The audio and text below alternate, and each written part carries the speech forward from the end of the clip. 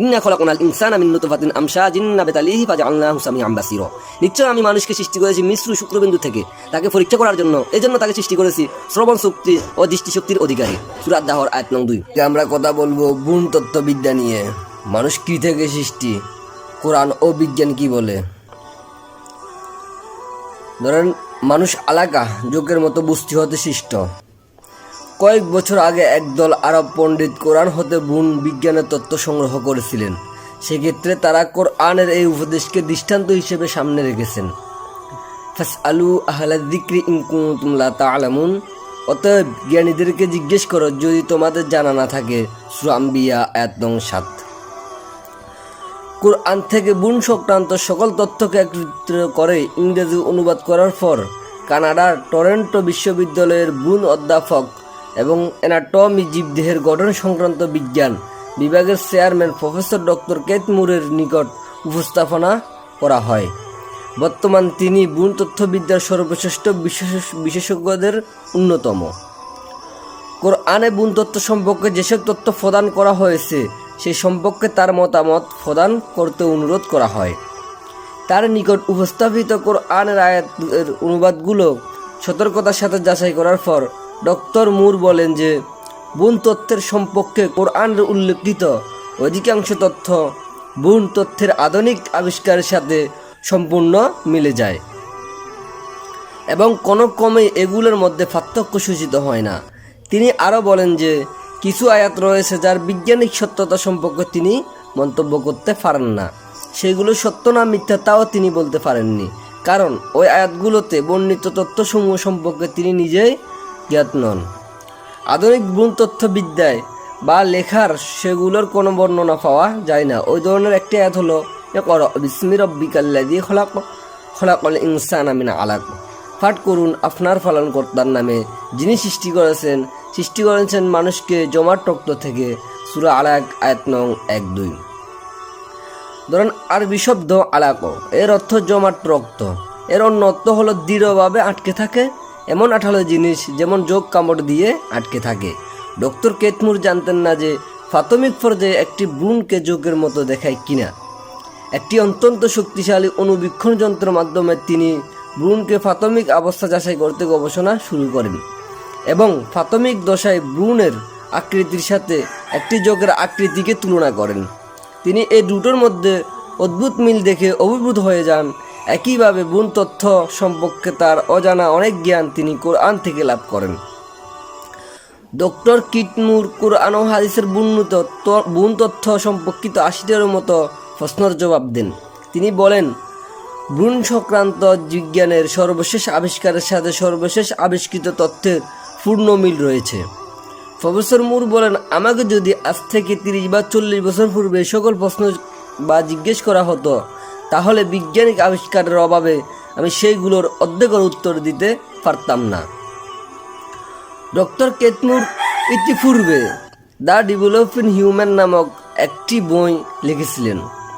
কোরআন থেকে নতুন জ্ঞান অর্জনের পর তিনি 1982 সালে বইটির 3য় সংস্করণ লিখেন। বইটির লেখকের সর্বোত্তম চিকিৎসা বই হিসেবে পুরস্কার লাভ করে। বইটি বিশ্বের বড় বড় ভাষায় অনুদিত হয়েছে এবং প্রথম বর্ষের মেডিকেল কলেজের ভ্রূণ তত্ত্বের পাঠ্য বই হিসেবে ব্যবহার হয়। 1981 সালে সৌদি আরবের দাম্মামে 7ম মেডিকেল কনফারেন্সে ডাক্তার মুর বলেছেন, কোরআনের বর্ণিত মানুষের কম বিকাশ সম্পর্কে তথ্যাবলীর ব্যাখ্যা প্রদানের সুযোগ পেয়ে আমি গভীরভাবে আনন্দিত। এটা আমার নিকট অত্যন্ত সুস্পষ্ট যে মুহাম্মদ সাল্লাল্লাহু আলাইহি সাল্লামের নিকট এ সকল বর্ণনা অবশ্যই আল্লাহর নিকট হতেই এসেছিল, কারণ এগুলোর প্রায় সকল জ্ঞানে পরবর্তী বহু শতাব্দী পরেও আবিষ্কৃত হয়নি। এটা আমার কাছে প্রমাণ করে যে মুহাম্মদ সাল্লাল্লাহু আলাইহি সাল্লাম অবশ্যই আল্লাহর রসুল। এবার আসি যুক্তরাষ্ট্রের হিউস্টনের বেলর কলেজ অব মেডিসিনের দাতৃবিদ্যা ও স্ত্রীরোগ বিভাগের চেয়ারম্যান ডক্টর লিক সিম্পসন ঘোষণা করেন যে মুহাম্মদ সাল্লাল্লাহু আলাইহি সাল্লামের বর্ণিত যেসব হাদিস 7ম শতাব্দীতে বিদ্যমান বৈজ্ঞানিক জ্ঞানের ভিত্তিতে সংগৃহীত হয়নি, তাই পরবর্তী দেখা গেল যে ধর্মের সাথে বংশগতি বিষয়ক বিজ্ঞান যা প্রজনন শাস্ত্রের কোনো পার্থক্য নেই। উপরন্তু প্রচলিত বৈজ্ঞানিক মতের সাথে ধর্ম তার বিস্ময়কর জ্ঞানকে যুক্ত করার মাধ্যমে বিজ্ঞানকে পথ প্রদর্শন করতে পারে। কোরআনের বর্ণিত বর্ণনাগুলো কয়েক শতাব্দী পর যথাযথ বলে প্রমাণিত হয়েছে, যাতে বোঝা যায় যে কোরআনের জ্ঞান আল্লাহর প্রদত্ত। এবার আসি, মেরুদণ্ড ও ফাজরের মধ্য থেকে নির্গত তরল পদার্থের ফোঁটা থেকে মানুষকে সৃষ্টি করা হয়েছে। কোরআন বলেছে, ফালইয়ানজুরিল ইনসানু মিম্মা খুলিকা মিম্মা ইন দাফিকা ইয়াখরুজু মিন বাইনি সুলবি ওয়াত তারাইব। সুতরাং মানুষের ভেবে দেখা উচিত কোন বস্তু হতে সে সর্জিত হয়েছে। তাকে সৃষ্টি করা হয়েছে সবেগে বের হয়ে আসা পানি থেকে। তা বের হয় মেরুদণ্ড ও বক্ষ ফাজরের মাঝ থেকে। সূরা তারিক আয়াত নং 5 থেকে 7 পর্যন্ত।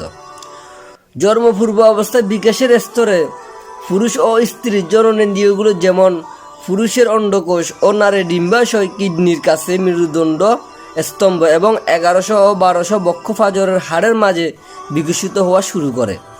তারপর সেগুলো নিচে নেমে আসে স্ত্রী ডিম্বাশয় মেরুদণ্ডের নিচে ও নিতম্বর মধ্যেকার হস্তি কাঠামোর মাধ্যমে এসে থেমে যায়। কিন্তু জন্মের আগ পর্যন্ত পুরুষের অন্ডকোষ উরুর গোড়ালির নালী দিয়ে অন্ডকোষের থলিতে নেমে আসার ধারাবাহিকতা অব্যাহত থাকে। এমনকি বয়সপ্রাপ্ত অবস্থায় জননেন্দ্রিয় নিচে নেমে আসার পরও মেরুদণ্ড ও বক্ষ ফাজরের মাঝে অবস্থিত উদর সংক্রান্ত বড় ধমনী থেকে এই অঙ্গগুলো উদ্দীপনা ও রক্ত সরবরাহ গ্রহণ করে। এমনকি রস জাতীয় পদার্থ বহনকারী নালী এবং শিরাগুলো একই এলাকায় গিয়ে মিলিত হয়। এবার আসি, মানুষকে সৃষ্টি করা হয় নুতফা অতি সামান্য তরল থেকে। মহামান্বিত কোরআন কমপক্ষে 11 বার উল্লেখ করেছে যে মানুষ নুতফা থেকে সৃষ্ট। নুতফার অর্থ হল নগণ্য পরিমাণ তরল বা এক ফোঁটা তরল, যা ফেয়ালা শূন্য করার পরে থাকে।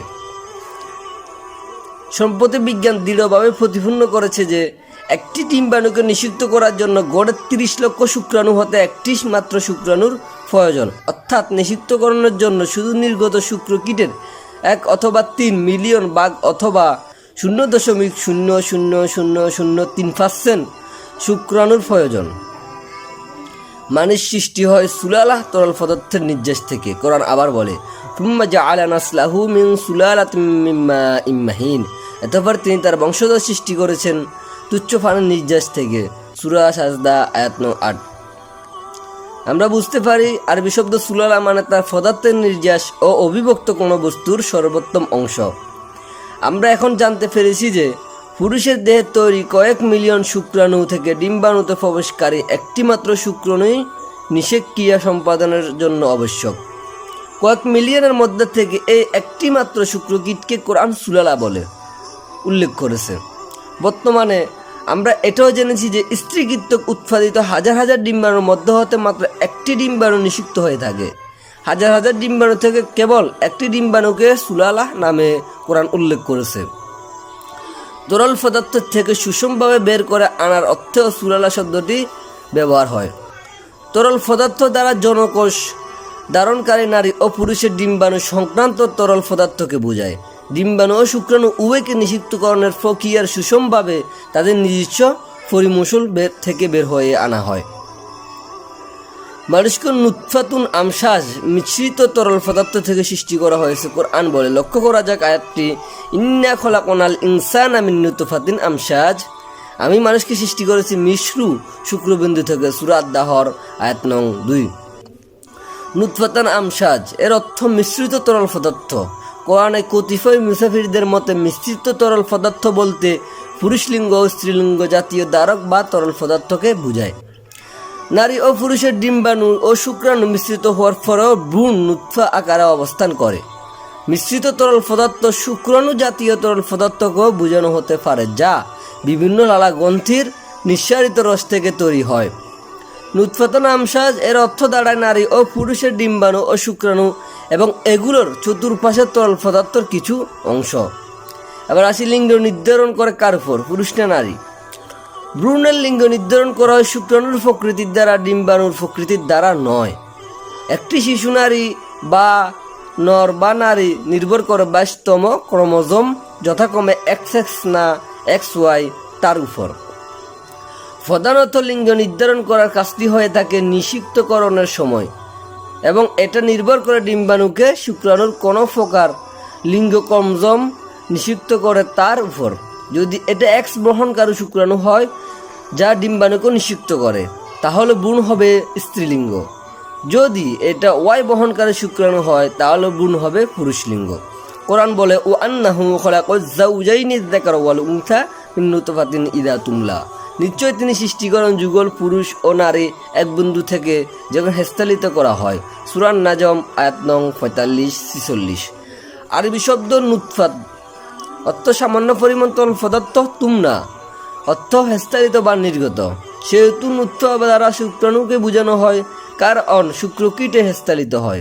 কোরআন আরো বলে আলাম ইয়াকুনু নুতফাতাম মিন মানিন ইউমনা সুম্মা কানা আলাকাতান ফাখলাকা ফাসাওয়া ফাজআলা মিনহু যাওজাইনিজ যাকারা ওয়াল উনসা, সে কি হেস্তালিত এক ফোঁটা শুক্রকীট ছিল না? তারপর সে পরিণত হয় এমন কিছুতে যা লেগে থাকে। এরপর আল্লাহ তাকে আকৃতি দান করলেন এবং যথারূপে সুবিন্যস্ত করেন। তারপর তা থেকে সৃষ্টি করেছেন যুগল নর ও নারী। সূরা কিয়ামা আয়াত নং 37-39।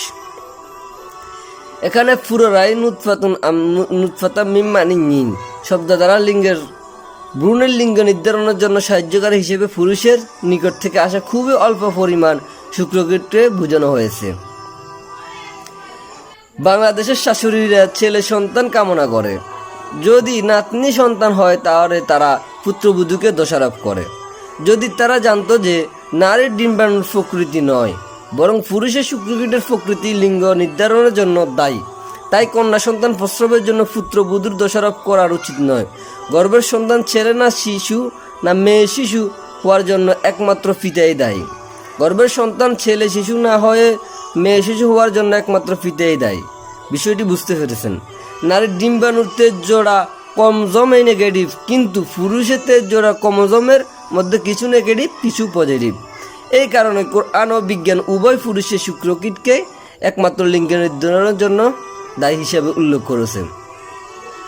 এবার আসি, অন্ধকার পর্দার 3টি ভ্রূণ সংকরিত থাকে। কোরআন বলে ইয়াখলুকুকুম ফি বুতুনি উম্মাহাতিকুম খালকাম মিন বাদি খালকিন ফি যুলুমাতিন সালাস, তিনি তোমাদেরকে সৃষ্টি করেছেন তোমাদের মাতৃগর্ভে এক অবস্থার পর অন্য অবস্থায় তিনটি পর্দার ভেতরে। সূরা জুমার আয়াত নং 6। অধ্যাপক ডক্টর কেতমুর মত অনুসারে কোরআনের এই 3টি স্তরের অন্ধকার বলতে বোঝায় মায়ের গর্ভের সম্মুখের ফাঁসির, জরায়ুর ফাঁসির সেই ঝিল্লি যা শিশুকে ঢেকে রাখে। ভ্রূণের পর্যায়সমূহ কোরআন আরো বলে ওয়ালাকাদ খালাকনাল ইনসানা মিন সুলালাতিন মিন তিন সুম্মা জাআলনাহু নুতফাতান ফি করারিম মাকিন সুম্মা খালাকনান নুতফাতা আলাকাতান ফাখালাকনাল আলাকা মুদগাতান ফাখালাকনাল মুদগা ইযামান ফাকাসাউনাল ইযামা লাহমা সুম্মা আনশানাহু খালকান আখর ফাতাবারাকাল্লাহু আহসানুল খালিকিন। আমি মানুষকে মাটির নির্যাস থেকে তৈরি করেছি, এতপর আমি তাকে শুক্রবিন্দুরূপে এক সংকরিত আধারে স্থাপন করেছি। এরপর আমি শুক্রবিন্দুকে জমাট রক্ততে সৃষ্টি করেছি, তারপর জমাট রক্তকে মাংসপিণ্ডিতে পরিণত করেছি। এরপর সেই মাংসপিণ্ড থেকে হস্তি সৃষ্টি করেছি, এতপর হস্তিকে মাংস দ্বারা আবৃত করেছি। অবশেষে তাকে নতুন রূপে দাঁড় করিয়েছি। নিফ্রুমময় সৃষ্টিকর্তা আল্লাহ কত মহান ও কল্যাণময়। সূরা মুমিনুন আয়াত নং 12-14। এ আয়াতে আল্লাহ বলেন করারিম মাকিন বা দৃঢ়ভাবে অটল এক বিশ্রামের স্থানে সুরক্ষিত অতি সামান্য পরিমাণ তরল পদার্থ থেকে সৃষ্টি হয়েছে। পিছনের মাংসপেশি যে মেরুদণ্ডটিকে দৃঢ়ভাবে ধারণ করে আছে, সেই মেরুদণ্ডের দ্বারা জরায়ুর পশ্চাতে ভাগ হতে উত্তম রূপে সংরক্ষিত। তাছাড়াও গর্ভফুলের রস ধারণকৃত গর্ভস্থলী দ্বারা ভ্রূণ সংকরিত।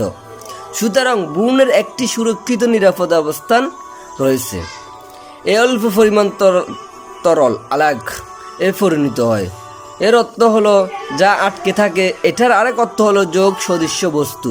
উভয় বর্ণনায় বৈজ্ঞানিকভাবে গ্রহণীয়, কেননা প্রাথমিক অবস্থায় ভ্রূণ দেয়ালের সাথে লেগে থাকে এবং এটাকে আবার যোগের আকৃতির মতো দেখায়।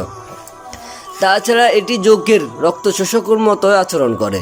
এটা মায়ের গর্ভফুলের মধ্য দিয়ে রক্ত সরবরাহ করে। আলাগ শব্দের 3টি অর্থ হচ্ছে রক্তপিণ্ড। গর্ভের 3য় ও 4র্থ সপ্তাহে রক্তপিণ্ডের স্তরে থাকা অবস্থায় রক্তপিণ্ডটির তরল পদার্থ বিশিষ্ট অন্ধকার থলির মধ্যে অবস্থান করে। সুতরাং একই সময়ে রক্তের আকৃতির পাশাপাশি যৌগের আকৃতিও ধারণ করে। নির্ধারিত গ্রহণযোগ্য কোরআন জ্ঞানকে মানুষের বৈজ্ঞানিক অর্থ অর্জনের আপ্রাণ প্রচেষ্টা করা যেতে পারে। আমরা চেষ্টা করতে হবে, সাথে তুলনাও করতে হবে। ধরেন 1677 সালে সর্বপ্রথম বিজ্ঞানী হাম এবং লিউন হক অণুবীক্ষণ যন্ত্রের সাহায্যে মানুষের শুক্রকোষ পর্যবেক্ষণ করেন। তারা ভেবেছিলেন যে অতি ক্ষুদ্র আকৃতির মানুষ জরায়ুর কোষে থাকে, যা জরায়ুতে বিকাশ লাভ করে নবজাতক রূপে গড়ে ওঠার জন্য।